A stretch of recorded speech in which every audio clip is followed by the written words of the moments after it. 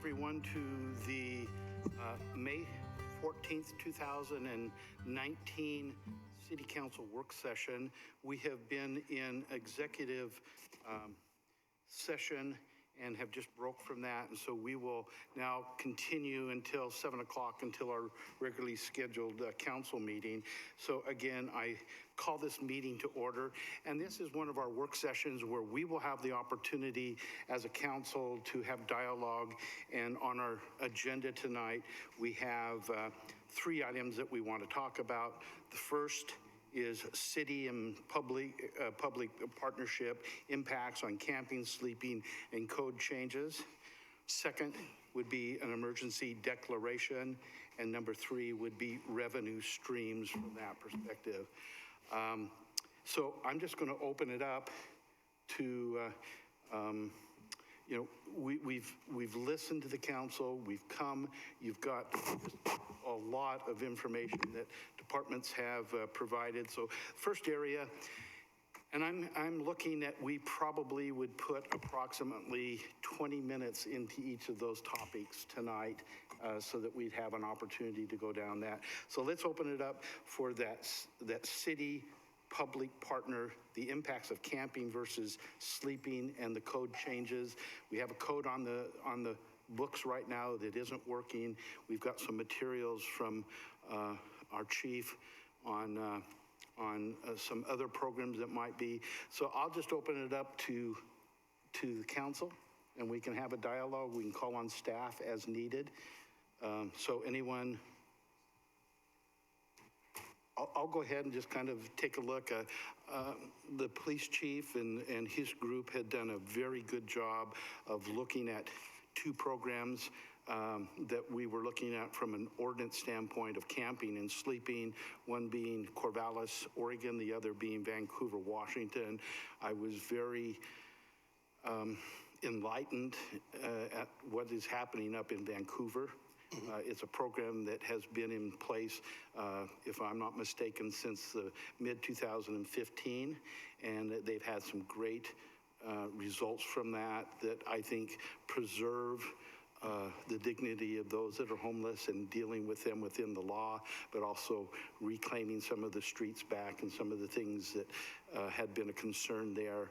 It's a program that took a while to enact and do it appropriately and manage it, but they're having great success with that. So I throw that out as an alternative that we have in front of us.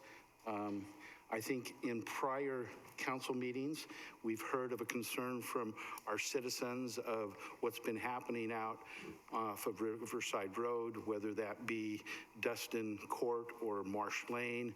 We had an opportunity, a few of us, to meet with YCAP a week ago, and we heard of their concerns. We've heard from McMinnville Water and Light. You have a letter that was addressed to each of you with their concerns and what they'd like to see addressed. And then as all of us, we've received numerous emails over the last couple of years addressing concerns that our citizens would have. So that's how I frame this first discussion of city public partners, the impacts of camping and sleeping on our streets. So I open it up. Anyone? As I looked at the 2 programs, the Corvallis one, the focus, or at least one of the differences between Corvallis and us and Corvallis and Vancouver, is that they do seem to have a fairly decent system of shelters. This is something that we don't have, and evidently Vancouver doesn't have a significant access to a lot of low barrier shelters. So from that perspective, the Vancouver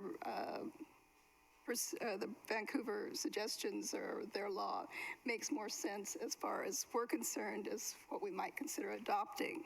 And basically it's a dusk to dawn type of allowing for camping, which would be like from 9:30 in the evening to 6:30 in the morning, correct? And then the campers would have to be moved or they would have to be off the street. And that's all types, anything that's in the public right of way would have to move. So we've been chatting about this. The chances of us having any form of low barrier shelter is unlikely within the next 6 months. At that time, there'll be some land that the city owns that will no longer be under cultivation, and it can we can use that property at that point in time as a possible shelter. But until then, we don't have any possible alternative shelters. So I throw out to you, how do the rest of you feel about the Vancouver proposal? Remy? You pulled your mic, so I'm guessing that was a thumbs up. Sure. So, I've been thinking a lot about this, and especially about the public feedback we've been getting in council chambers recently, and I've really been trying to reflect on what the message is that's been coming from the public, and what we're being told, what is trying to be communicated in here. Historically, my efforts have really been to talk about program and policy that we're developing in regards to homelessness. And what it finally kind of dawned on me was that this public outcry really isn't about programs and policy as related to homelessness or anything that the city may be working on there. It's really about frustration with this lack of enforcement and the lack of enforcement of our own laws and our own laws as they relate to homelessness. And so in thinking about that and in reading these different materials and asking a lot of questions, I really feel like it's not the role of council to address individual situations. Rather, it's our role to support our police department and our code enforcement, to create policy and to establish laws that can be enforced by our public agencies, and to ensure that those policies are being enforced equitably. So we do have we do have laws currently on the books that would be enforceable if we did another step, which this other step would be providing a place for people to go on city property. So we don't have to rewrite any of our current ordinances or make changes therein. There, of course, are pitfalls with that idea, but there are pitfalls with any idea, because what we're discussing here in these enforceable ordinances really has nothing to do with solving homelessness. This has to do with people in the public right-of-way. So it's not getting to the root of the problem, but it is, it's a discussion we have to have because there are these other problems that are being created. And so, with that and with reviewing these, I really feel like we're at a point where we have some pledged management services in one form and another from different agencies. We have agencies that are already doing outreach with these communities, and so allowing people a place to go instead of creating a punitive system where we are, we really don't know the outcome. You change an ordinance that forces people to move around. Well, it doesn't solve the problem, but it does relocate people, but it relocates people completely unpredictably. And so that could mean people moving from Dustin Court to Marsh Lane and back again the next day. It won't necessarily address the situations on those. And I also fear that it puts our police department in the role of becoming a cleanup crew if you're having sites that are abandoned regularly because people need certain things to survive. And I don't believe that should be the role of our police department either. And in these illegal camping notices that the police departments were handing out in other municipalities, they listed 6 different shelter sites for people to go to. And as we all know, we simply do not have that. We have one shelter, and it's religiously affiliated, and it has a lot of rules in regards to substance use, and those are all very... I do want to insert here that YCAP asserted they have 2 shelters that are non-religiously affiliated, but small. But small, and we have a domestic abuse shelter that has 3 beds, right? So we have far, far, far from adequate shelter. And so, when I think about this, I think, how do we make our ordinances enforceable? And to me, the way to do that is to find out what's making them not enforceable and let that be the road to change, instead of trying to change something that never really had the chance to survive in the first place, given that our ordinance passed only a short period of time before this Ninth Circuit Court ruling, which made it unenforceable. So, my thinking is not to change everything, but instead to direct city staff to locate a piece of property that's not on the public right-of-way, or if it includes part of the public right-of-way, it's not in the downtown core, not at the front of our industrial park, and allows people a place to go where services can be accessed, where bathrooms can be established, where garbage service can be there. And I don't think this is an ideal by any means. And I recognize that there are a lot of problems that could happen in a situation like that as well.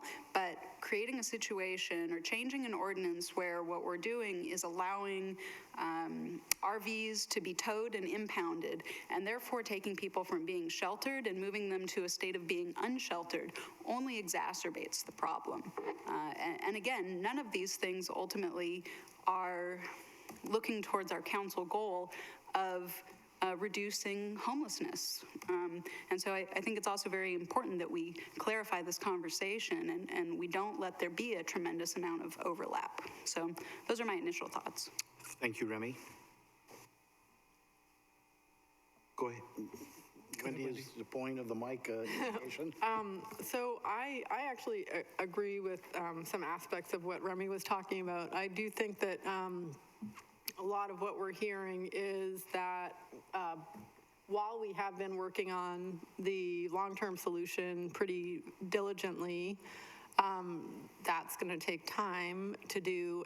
But in the meantime, we have not had enforcement of what is happening on our roads in a way that ensures the peace and health and safety of all of our citizens. So while, and that's a primary purpose of our job here, is to make sure that we're protecting the safety of all citizens, health and peaceful enjoyment of all citizens. So one of the things that struck me was the purpose of the Vancouver's ordinance regarding their camping on the streets. And so I just wanted to read that. And I think that's basically what we're trying to solve here, to be very focused. It is the purpose of this ordinance is to prevent harm to the health or safety of the public and to promote the public health, safety, and general welfare by making public streets and other areas readily accessible to the public, and to prevent use of public property for camping purposes or storage of personal property which interferes with the rights of others to use the area for which they were intended. So to your point, we need to be very focused in what we're doing. Our ordinances aren't working currently, and that's what's created this challenge where we can't guide the behavior on the streets in a way that it does this.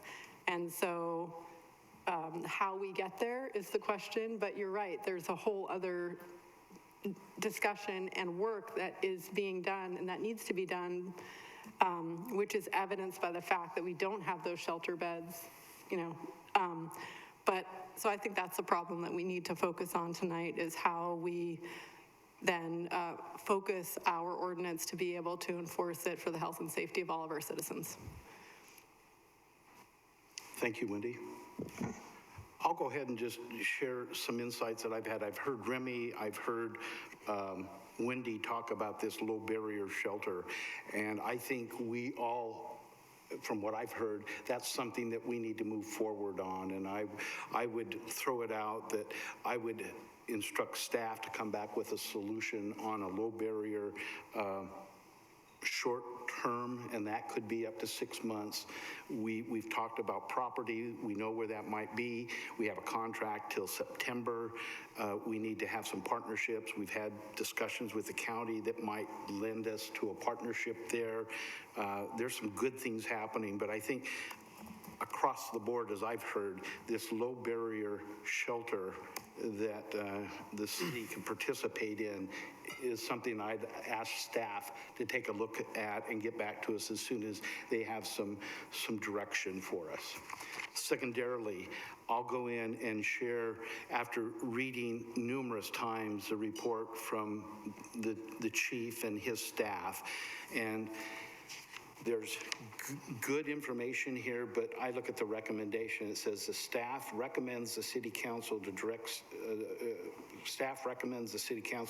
staff to proceed with an updating of our ordinance, which models the ordinance used by the Vancouver, Washington, the city of Vancouver, Washington.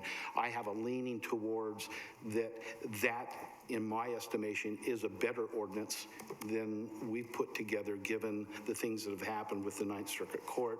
I think it's going to give us some short-term relief as we are looking at intermediate, low-barrier shelters. I think it would serve us well to take a good look and bring that ordinance back to us. So that's kind of where I'm at. Low-barrier shelter and Vancouver, Washington's ordinance. So I'll throw that out. Adam?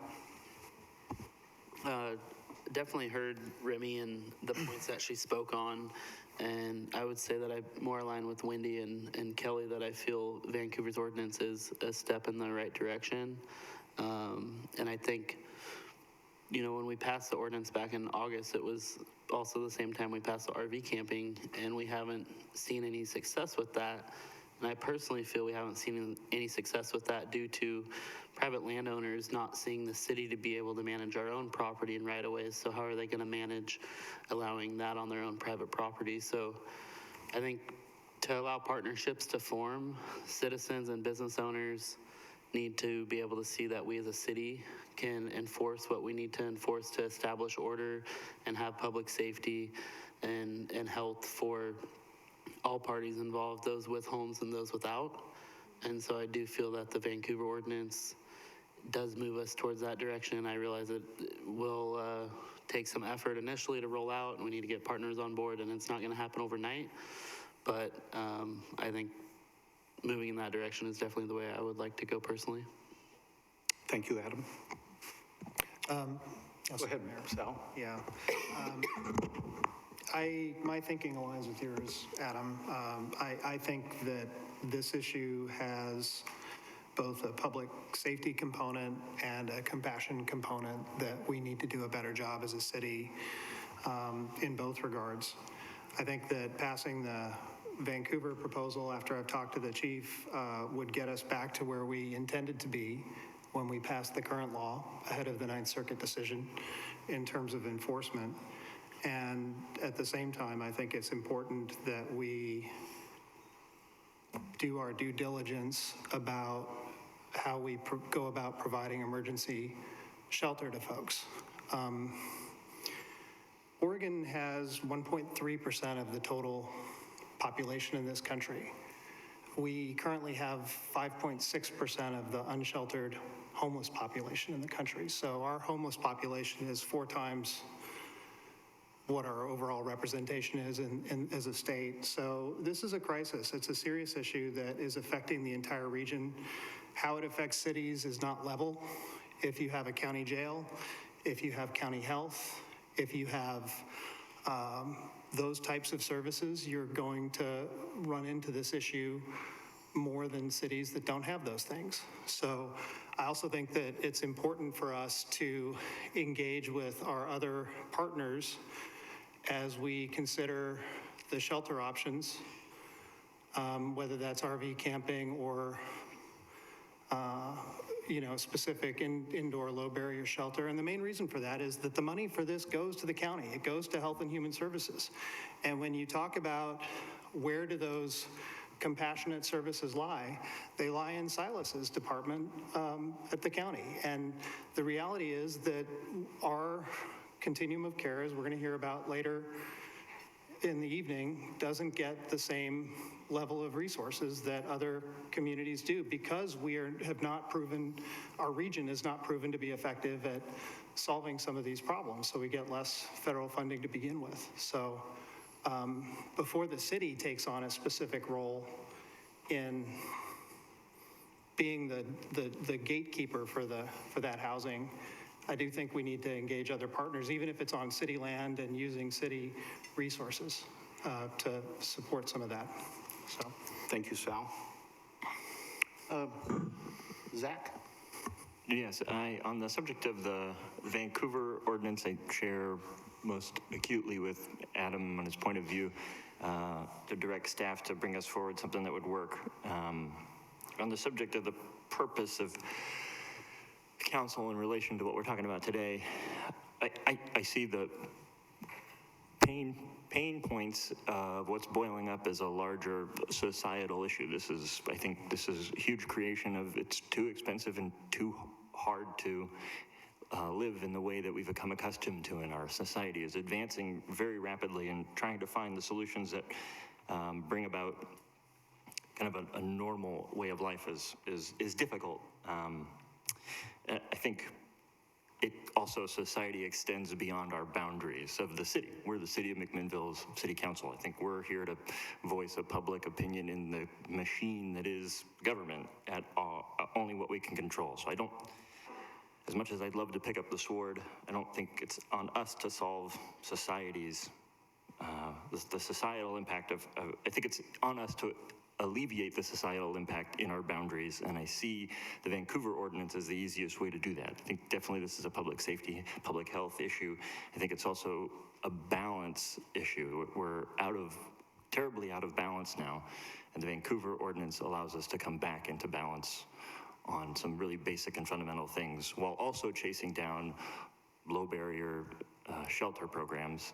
And on the subject of low barrier shelter programs, I find as part of the discussion of setting up a temporary low barrier housing or shelter program, when we talk about opening them, I think we also need to talk about closing them in that same discussion, because opening something temporarily needs to have a solid and communicated closing procedure as soon as it's ready to roll out.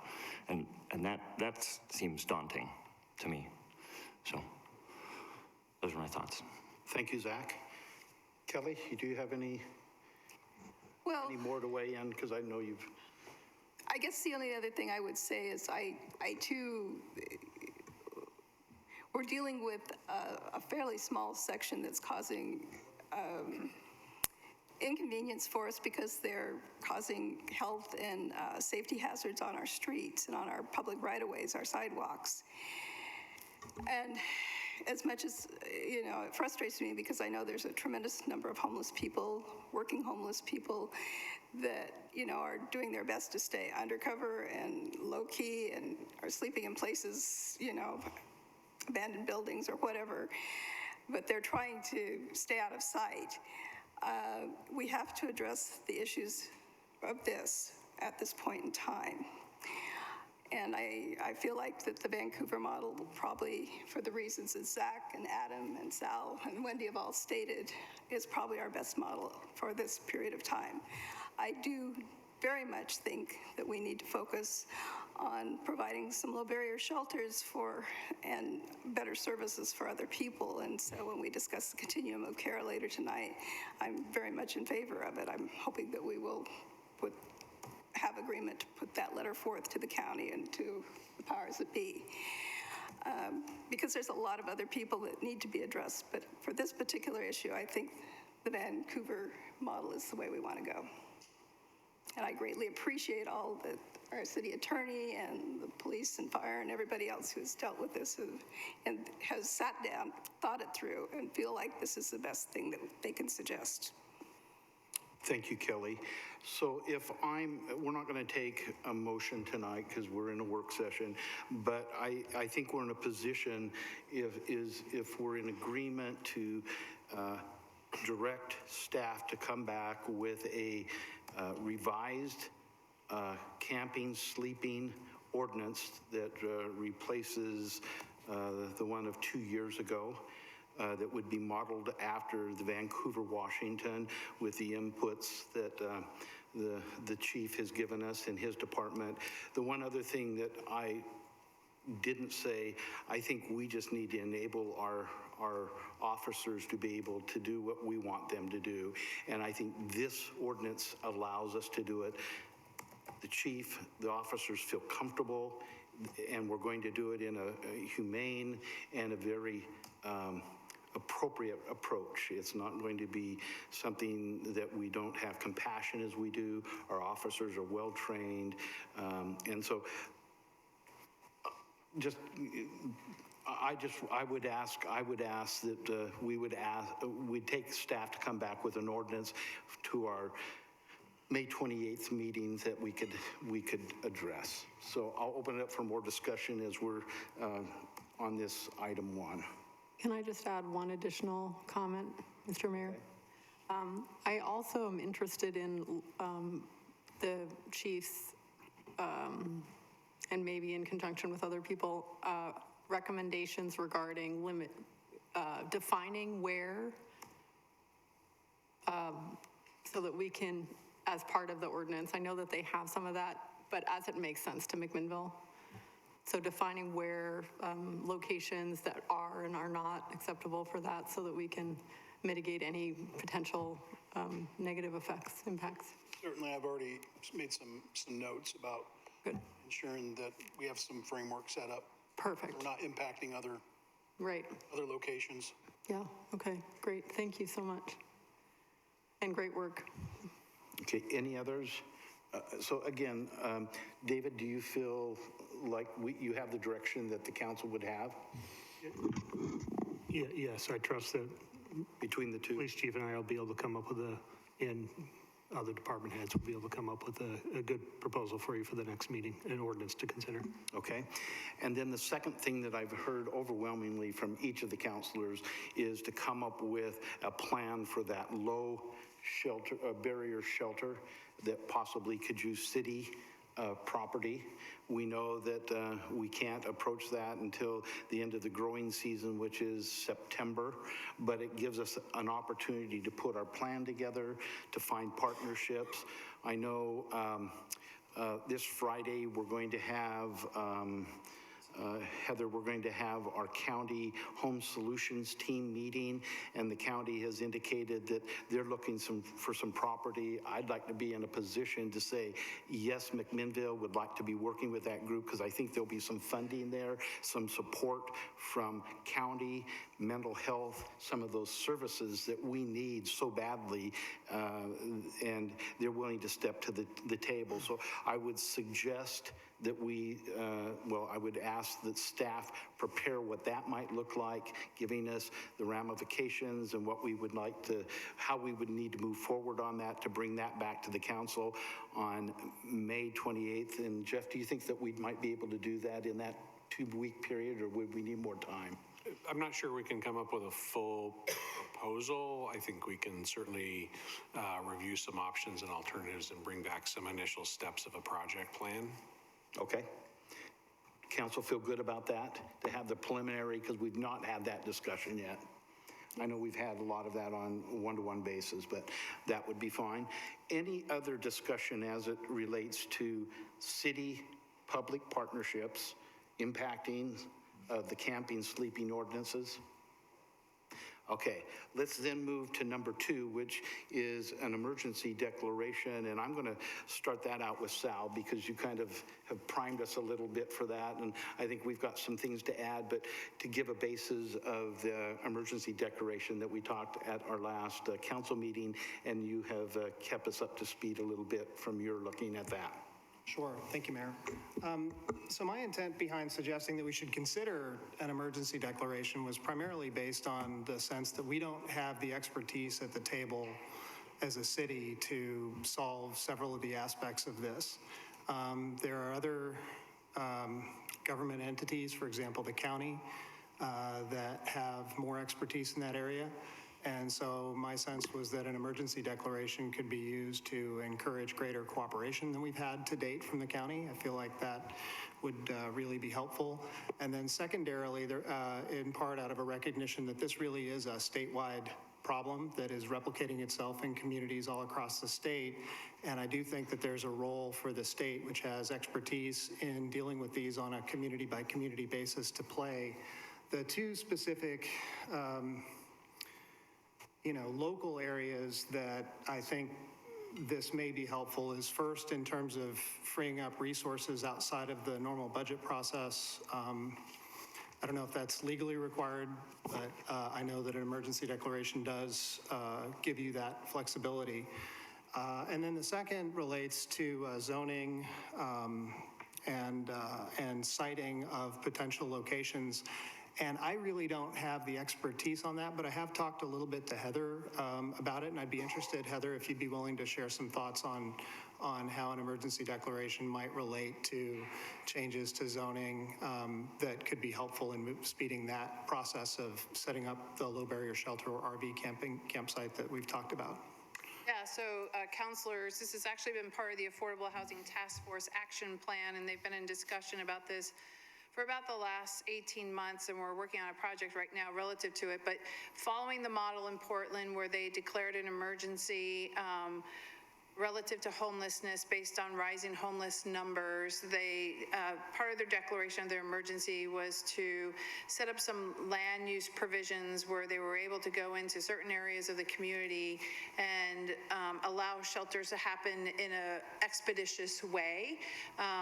And so we have, as the Affordable Housing Task Force, been talking about that as well, and we've been putting together what we're calling a floating zone concept. So what it means is we are looking at 2 pilot projects to do emergency shelter for people experiencing homelessness in a specific area in the community. We're right now looking at the industrial area because we have a surplus of industrial lands in McMinnville.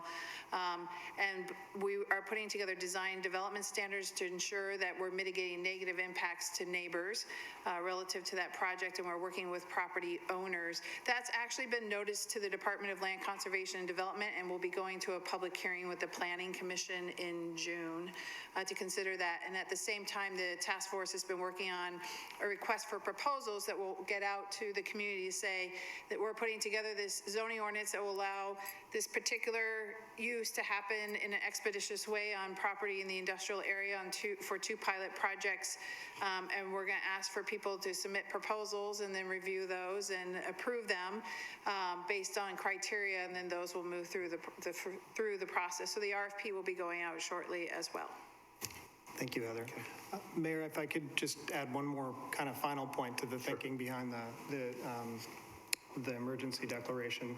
The state of, and this relates to the state's role, and there's 2 aspects to it. The first is that the state of Hawaii in 2015 and every year since has declared an emergency related to homelessness in the state until Oregon passed them to become #1 in unsheltered homelessness, a dubious distinction. Hawaii had that distinction of being the #1 state for unsheltered homelessness. And the essence of that governor's declaration was to suspend several aspects of the land use laws, the state land use laws, to facilitate construction of affordable housing, low barrier housing, things of that nature. And given the fact that our city is so constricted by our state's land use laws, I think that what they've done in that state could be a model for our state government to try and alleviate this issue, because I've been at the legislature quite a bit going to bat for our city's policies. And I find myself quite frustrated with the approach that this legislative body is taking with regard to housing affordability. They're putting more money into projects, but the core of the problem, from my point of view, and I think the realtors and developers on the board will agree, the problem we have is a housing crisis. We cannot build housing inventory at a price that is affordable for the majority of wage earners in the majority of communities in the state. And so what we're facing with the homelessness crisis is really kind of 2 crises. It's one of housing affordability affecting working families and generally folks on the lower end of the economic ladder. And then the second is this growth of unsheltered homelessness in it's actually a much smaller but more visible population of people who are dealing with mental illness and addiction and past criminal behaviors that make it difficult for them to get shelter. And it's the most visible part of the homeless population in McMinnville, but as a percentage of the overall population, it's a relatively small portion of homeless in the state. So we have a housing crisis. And by encouraging the state to review what other states have done to change their land use laws on an emergency basis, maybe we can create a model that will take our state somewhat out of this. So from your perspective, pros and cons, and I'm talking about collateral to the city a little bit as we're approaching the state in a way that probably hasn't been approached before, but it really loudly and clearly states our emergency situation here in McMinnville. We have the House bill that hopefully will creep through and do that inclusionary zoning piece, and we've been, working hard on that. We've got our Affordable Housing Committee that's been working diligently for a number of years, and we hit those roadblocks of we don't have funds to help in the affordable housing arena, and we're working very hard at doing the foundations to look at our UGB, but that's going to take a number of years, even given all the work that we're doing there. So I would agree, but could you give a sense that you probably have a little more pulse on? I think so. I had a meeting yesterday briefly with the state housing coordinator. I'm glad to see Jody Christensen, who's our regional solutions coordinator, here today. He told me you'd be here. Thank you, Jody. I think the state will be rightly skeptical of us declaring an emergency. They were very skeptical when Eugene did it 4 years ago. So if we decide to go down that road, we need to do our due diligence. We need to make sure that we are well aware of our own capacity, that we communicate what the holes in our capacity are to people that we're asking for additional services and additional support. I do think that there are some aspects to an emergency declaration that that do make some sense. But even just having said that we're considering it, I think has opened doors to folks who have really not been at the table as much as we would have liked previously. So anyway, I've been dominating that part of the conversation, so I'm interested in hearing what other folks think. Okay. Any other dialogue around that? Can I ask a clarifying question, please? So up till now, you've been very specific that you've been talking about a public health emergency. That's what you said in our last council meeting. That's what was reported in the paper. So has your stance on that changed? You're no longer talking about a public health emergency, but a general emergency declaration in regards to homelessness? Thank you, Remy. I've tried to be consistent on both points. I think we have had a public health emergency on Marsh Lane. I think that's a public health emergency. I think it is also part of a broader homelessness crisis and emergency that we have as a state. And the intent of talking about an emergency is to bring to bear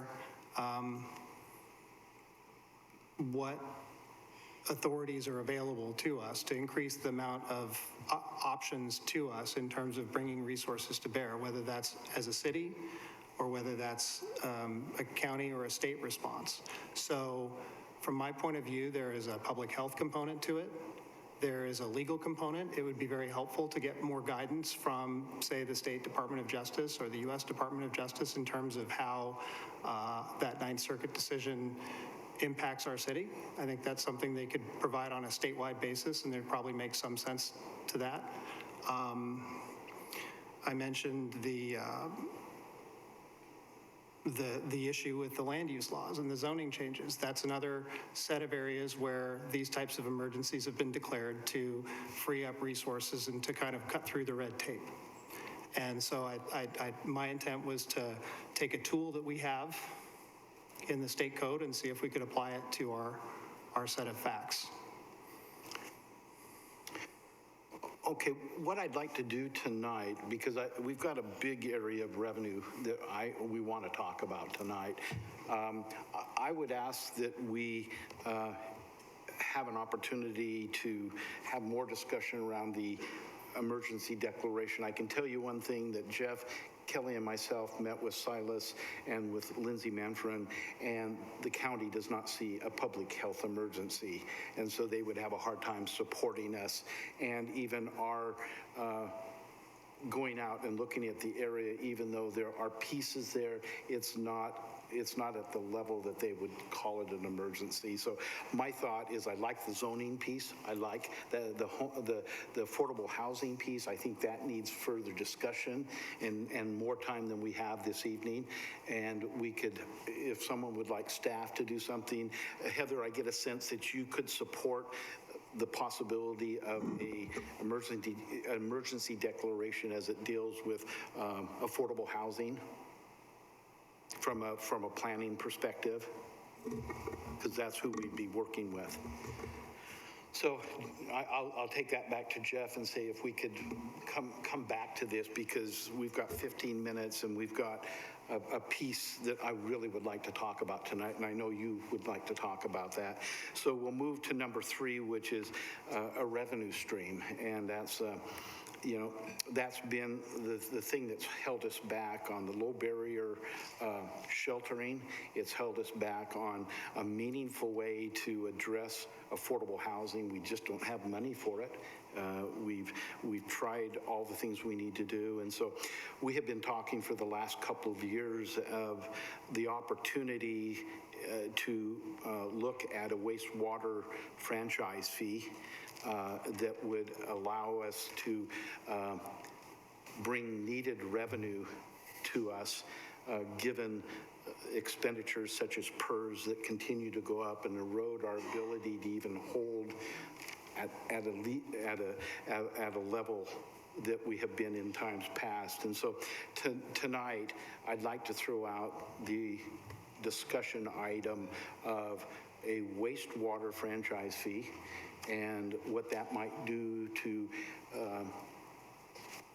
allowing us to do some of these projects as it deals with homelessness initially and affordable housing, but know that those fees ought to be a general fund fee that we would look on an annual basis to earmark how those would be utilized to fit our strategic plan in the future.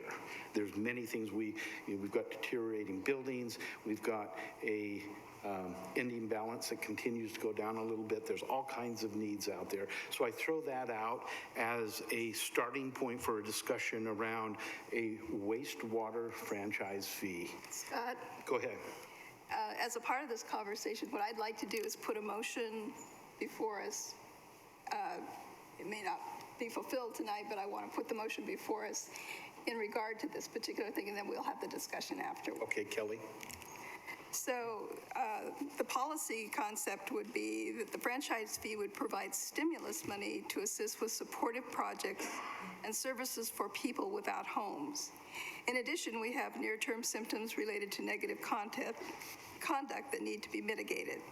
These funds would be subject to annual appropriations based on community needs.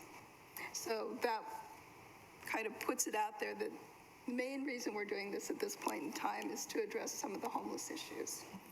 But it would be subject to annual appropriations and what we felt needed to be done as a council. Thank you, Kelly. So let's just open up for a discussion how members of the council feel about this. Again, it's an area that we have talked about maybe from a more global, higher looking, but we definitely have had a conversation around it. So I'll open it up to councilors. Adam? My initial thoughts would be, if we were going to earmark monies that are currently coming into the general fund or that could possibly come into the general fund through a franchise fee, that my first spot I would look would be our TLT dollars, because I personally feel that as tourism rises, so does the lack of affordable housing. I could name off a number of different projects along 3rd Street that have absorbed affordable housing. I could look down throughout the edges of the EID that are now Airbnbs that, a decade ago were very affordable rentals. And so if we were going to earmark money specific to people without homes, that would be where I'd like to start. That being said, I'm not opposed to a franchise fee, but I would like to, instead of just saying it's going into the general fund, I would like to be able to convey to the constituents exactly what it's going towards. And so it's going towards our $30 million bill of capital needs on our buildings, or it's going towards our aging fleet. And I realize that that does narrow the scope on what it could be doing, but I just think that if we're going to go out for a revenue or a tax or a franchise fee or whatever it's being called, the reality is just because we call it a franchise fee isn't the perception that our constituents see it as. And so I want to make sure that we are eloquently conveying exactly what it's going towards, and that those people that are going to be paying it are getting direct benefit back out of it. And I think that people without homes get a direct effect of the rise of tourism and the affordable housing it absorbs. And I think that people that pay the wastewater fee, should know exactly what that wastewater fee is going for. So. Thank you, Adam. Any other comments? Remy? Our city, as we all know, needs additional revenue, and as stated, for all sorts of things, from building maintenance, PERS liability. I think if we are to incorporate anything new at this point, I agree with Adam that it should be delineated in advance. And I also agree that any new dollars shouldn't go into the general fund with the intent of then going towards solutions for affordable housing or homelessness, but that they should be earmarked for that and only that.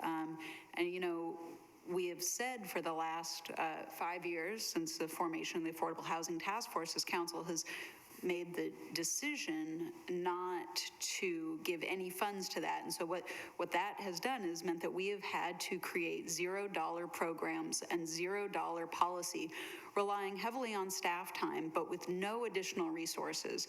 And to say that we could not have done a multitude of more things with even a small budget is inaccurate. We could have. And so if we're going to entertain new fees coming in, and if this is one that seems like it's an equitable way to bring in funds for the city, then I would ask that those funds be specifically set aside so that the groups that are working on solutions for housing and homelessness have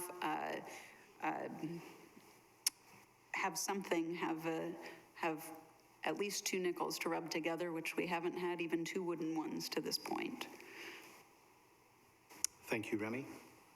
Other discussions? Wendy? Along those lines, so the way it's described right now, it would be at the discretion of the council, so it wouldn't specifically in our decision to make that fee, it wouldn't specifically go towards something, but we would be deciding from year to year specifically what those funds would go towards, correct? Correct. So like I guess one of the things that I actually like about having that discretion year to year is that then the city council decides what the most urgent need is. It may be that it's going to be homelessness, affordable housing for 3, 5, 4, 5 years. Yes. But it gives the city council in the future the discretion to be able to use that stream of revenue to address the most urgent needs. So I'm actually in support of having that flexibility with that with an assertion that the reason we're doing it right now is to put all those funds towards the most urgent need, which is the affordable housing homelessness issue. But if 4 years ago, the council had decided that housing and homelessness was an emergency, as we were saying it was, we being the Affordable Housing Task Force and people working with those populations, perhaps we wouldn't be discussing an emergency declaration today. You can always go back and change, if such advancements are made that those funds are no longer needed after they've been earmarked for that purpose, then we could go back and change that designation and do it moving forward, instead of it being up to those people that occupy these seats, especially when we're transitional. I think, excuse me, Kelly, I think we need to decide if we're gonna, first of all, I would like to see this come back to us for consideration in some form. I think we need to decide whether we see this as a council as a going forward revenue stream that we make a permanent part of our budget, or whether it's something that we're doing on an emergency basis to address an immediate critical need. So that's one conversation that I'm interested in having around this. I am generally not favorable to earmarking something in perpetuity for a purpose unless we have a very clear program that's defined that, you know, like, for example, we have money earmarked for Visit McMinnville, and they have a very specific, well-thought-out budget to spend that money. I think And it's state statute too. yeah, so if we were to create some kind of a specific earmark, I think it needs to be for a very clearly defined project. And if it's a project that extends out for long-term, then that should be clearly spelled out in what we pass. Otherwise, I see it. In your example, Visit McMinnville has a mission, not a specific project. Right. Right. So the Affordable Housing Task Force, which really should no longer be a task force, it should be a committee or a commission, has a specific mission. And there's a number of different projects that have come before, some of which we've been able to pursue and some of which we haven't. And some of that has been dependent on budget, of which we have a $0 budget and always have. Right. Other comments from others? Zach or Kelly? I'd like to just point out to you that from a policy perspective, it makes sense to me for these funds to be general fund funds without specific percentages applied to them, simply because that gives the council discretion to determine, as Wendy says, where our highest priorities are. At this point in time, it's obviously homelessness. We're all concerned about it. We all want to address this particular thing. Down the road, that may change. Hopefully, we may come up with a means of making people pretty happy within the next 3 years, and then, you know, we can address capital needs and many other things at that time. And it just seems to me to put it in the form that has the least restrictions, but allows us to have a firm hold on what policy decisions are made with this fund makes sense to me. I think we obviously do need the funds. As you say, we've been desperate for funds for many years now. I mean, between PERS and the rising costs of everything, we do need these funds. And if you looked at the work papers, you saw that many other cities in Oregon are assessing these fees at the 5% rate, which is what we're proposing. I'm not opposing the fees.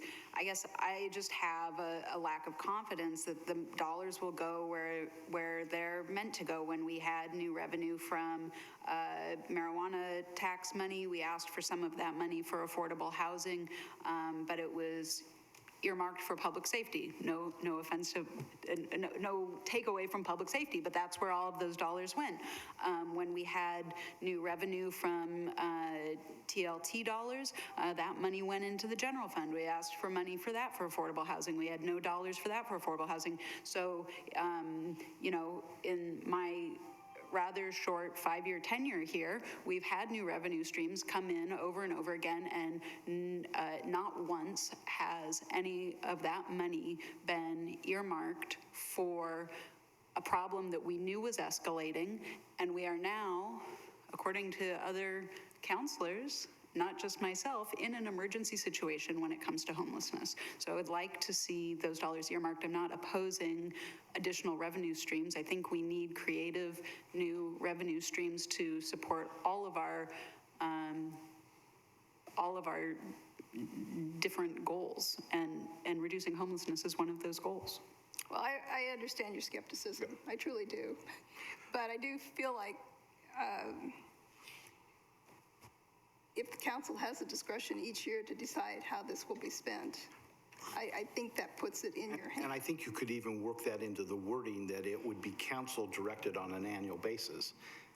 Well, I think that's what That's the problem. the phrase near term, let's see, these funds would be subject to annual appropriations based on community needs, presumably. No, I get what you're saying, Remy, I truly do. I just hate to restrict what can be done with this money. Could we? from the get-go. So can I just ask for Zach's input? We're running out of time. Yeah, in the interest of the clock, I think Adam accurately sums up mine. I'm interested in opening other revenue sources, and as Adam identified, Airbnbs and other TLT dollars can go towards it. When we talk about adding items that we just ask the citizens to pay for the rising cost of living or offering the same amount of services, I get concerned. And then I also get concerned in copying, pasting what other cities have done. In the back of my mind, that's just assimilating to other communities, and that loses whatever that, we all know and love to say that whatever it is makes it special is McMinnville. I agree with this source of revenue. We have a clearly stated need. Hornswoggling over where it goes is a battle I'm enjoying, but so I agree with that we need this, but overall I shy away from just grabbing all these other cities as sources of revenue, because then we assimilate to some other community that isn't special anymore. Yeah, and just to remind those that are new on the council, we've had this discussion for about 2 years. It just hasn't come to the forefront. We've had it at the budget committee level and at the council level. Well, we've had a good discussion, a good work session this evening. I mean, we started at 5:15 and it is 7 o'clock. And so at this point, I will go ahead and close our work session. And does anyone need a short break? Just under 5 minutes. No, I think that's right. I think that's right. I'm open to the 5%, but I need Yeah, I think that's right.